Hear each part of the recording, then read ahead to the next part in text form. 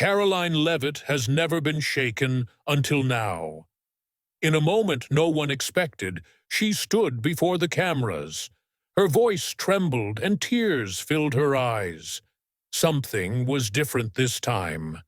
The strong, outspoken woman we knew seemed vulnerable. Her emotions showed as she shared a shocking update about her husband. Was it heartbreak? A major life change? Or something even more surprising? When the room grew silent, her words stunned everyone. Now the real story is being told. Karoline Leavitt's rise to the national stage was far from ordinary. She didn't come from a political family or follow a straight path. She was a small-town girl from New Hampshire.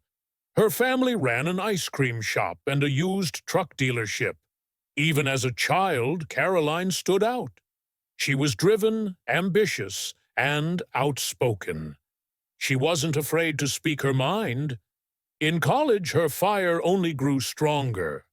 While others struggled with midterms, she made headlines. She wrote bold opinion pieces defending Trump's policies. She started her school's first broadcast club. She made sure her voice was heard. People noticed her, including big names. They took her seriously and helped launch her into politics. She got an internship with Fox News, then a job at the White House. She worked directly with Kayleigh McEnany.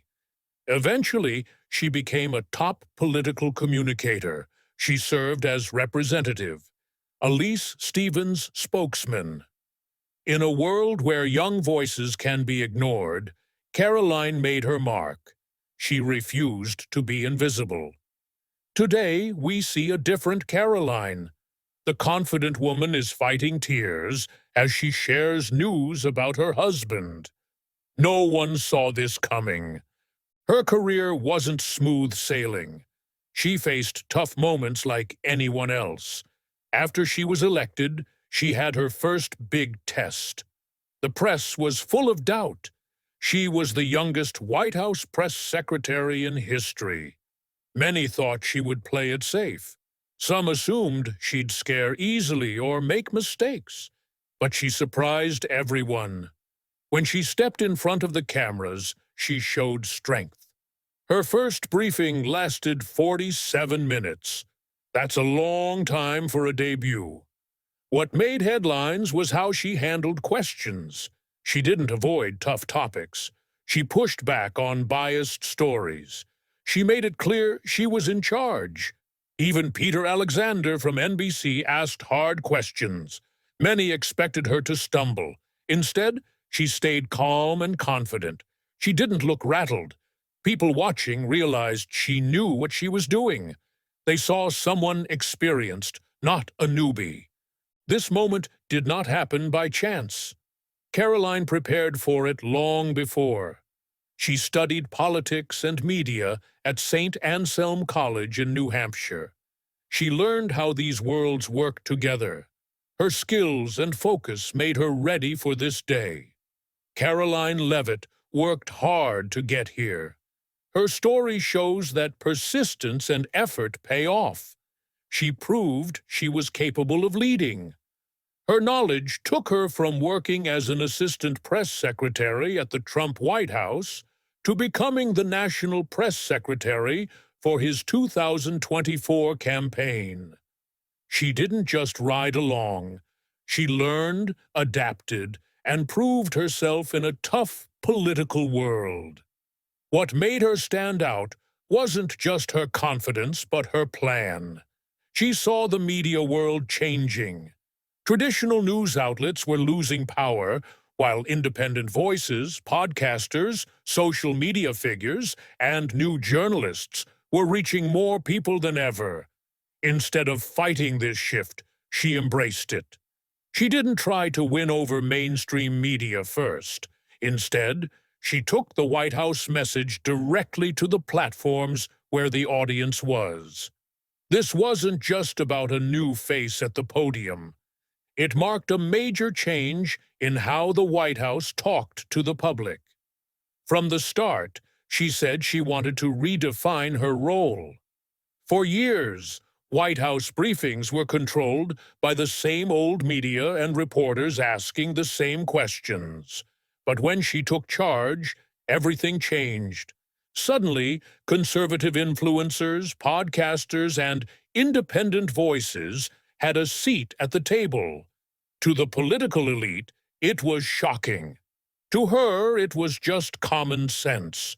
Millions of Americans no longer listened to traditional news, so she questioned why the White House should ignore these new audiences. Whether people liked her approach or not, it worked. Even White House Communications Director Stephen Chung called her first press conference the best ever. That one statement shook up D.C. It signaled the end of a time when only mainstream media controlled the story. Not everyone agreed. Leavitt was seen as a controversial choice to lead communications. Her personal life was also in the spotlight. She married Nicholas Rio, a 59-year-old real estate mogul, 32 years older. People had strong opinions. Some wondered if it was love or a strategy. Some called it scandalous. Others didn't care.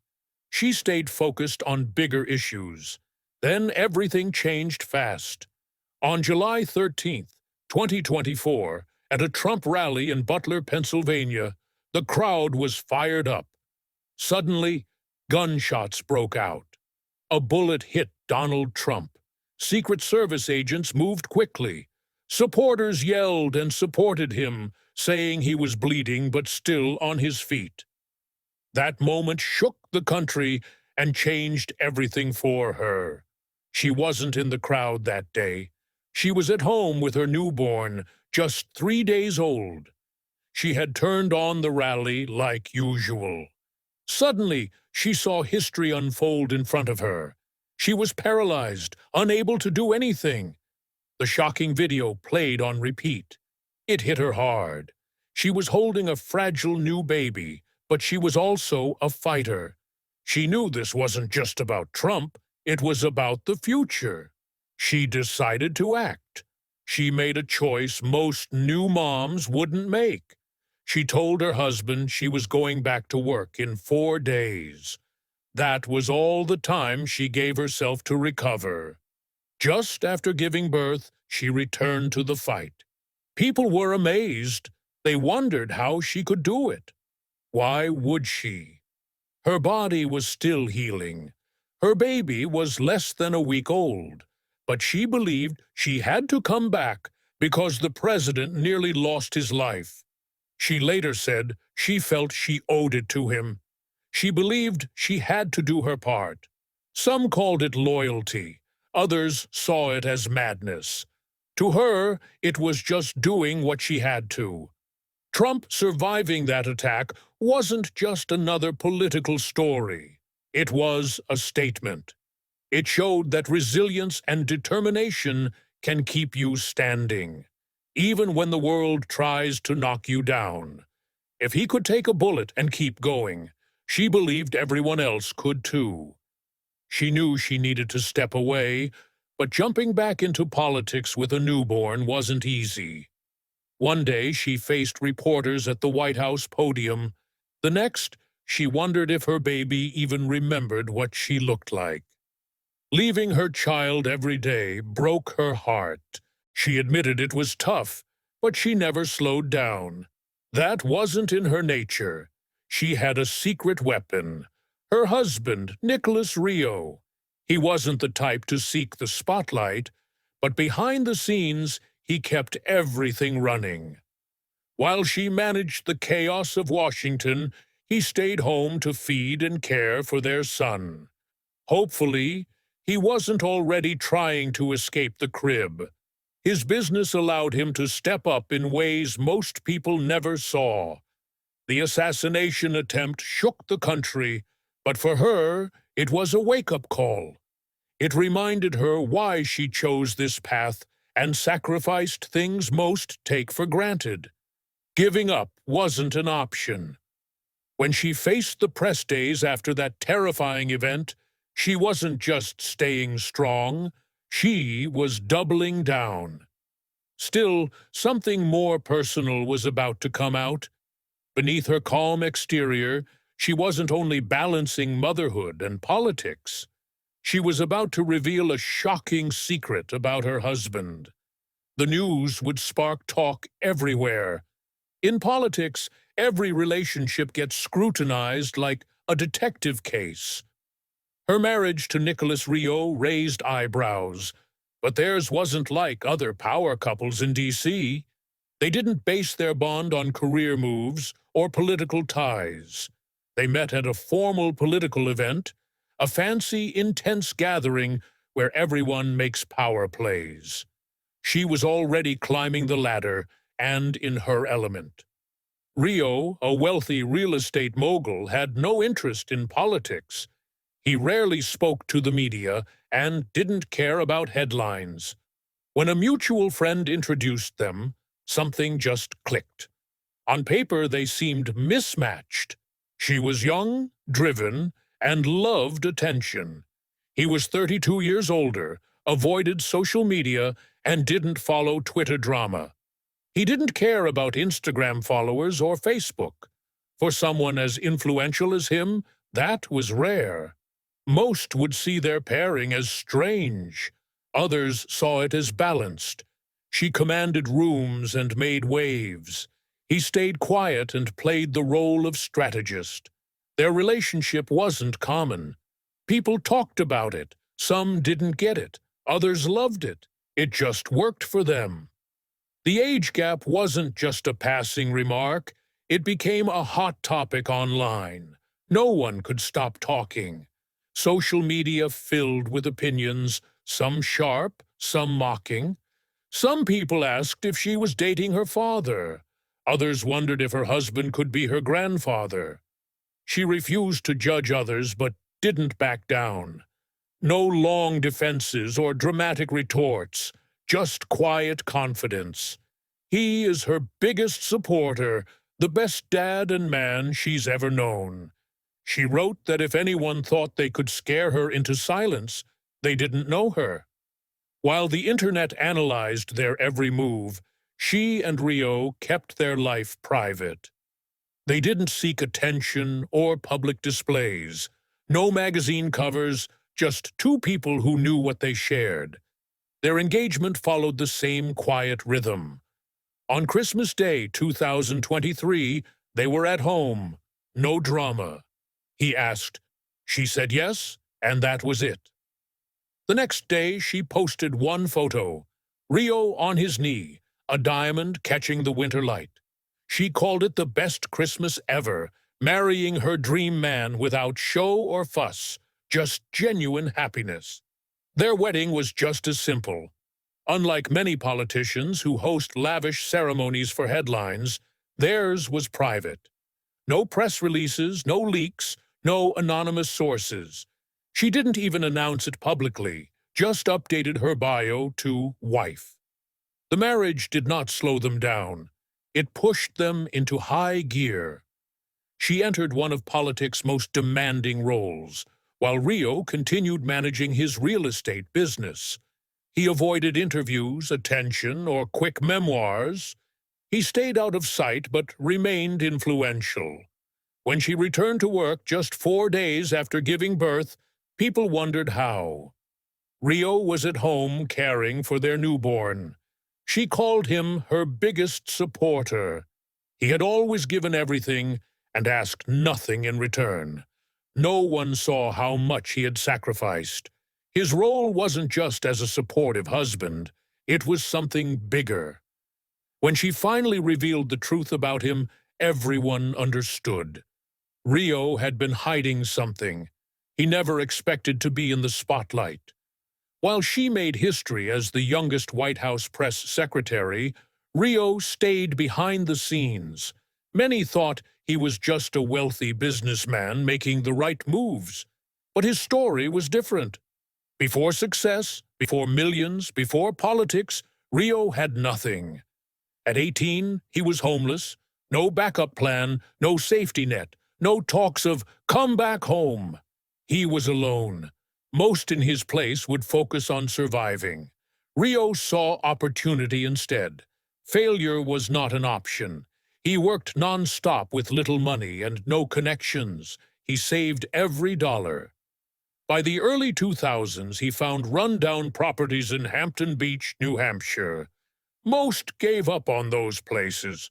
Rio saw potential. He started small, bought the worst houses, fixed them up, made them desirable rentals. Every dollar went back into his business. By 2005, he had built something real. He owned 15 buildings and 70 rental units. People saw him as someone who found value where others saw none. His empire grew. His company, Rio Enterprises LLC, spread across New England. He followed the same simple formula: find forgotten places, shape them into something valuable, and never overreach.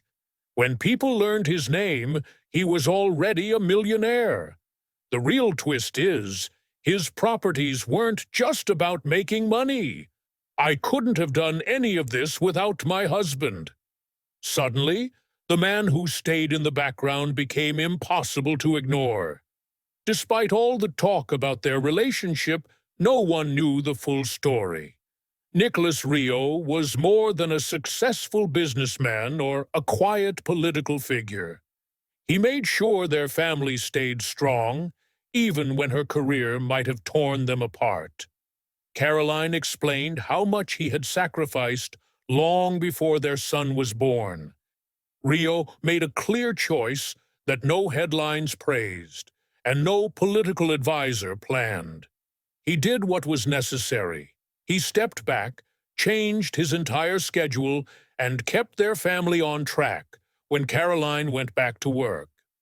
When I told Nicholas I wanted to return to work quickly, he didn't hesitate. She remembered how he simply said, "We'll figure it out," and he made it happen. She shared the guilt and heartbreak of leaving her son each day, feeling it could become too much. But every time, Rio was there, not with empty words or vague support, but with real actions. Knowing her son was with his father and that Rio was by his side, each step made this possible. Suddenly, the story changed. Nicholas Rio was no longer just a wealthy man or a shadowy husband. He was the reason everything worked. He built an empire, yes, but his most important effort was quietly giving every day, without asking for anything in return. Then came the press conference that changed everything. Leavitt, known for her calm, got emotional as she talked about how much her husband sacrificed. At that moment, the usual political talk was thrown out. This wasn't just about winning or one person's career. It was about working together and having each other's backs. The media loved the story. Some wondered if she was setting an impossible standard for working moms. Others saw her as proof that women in power don't have to choose between ambition and family.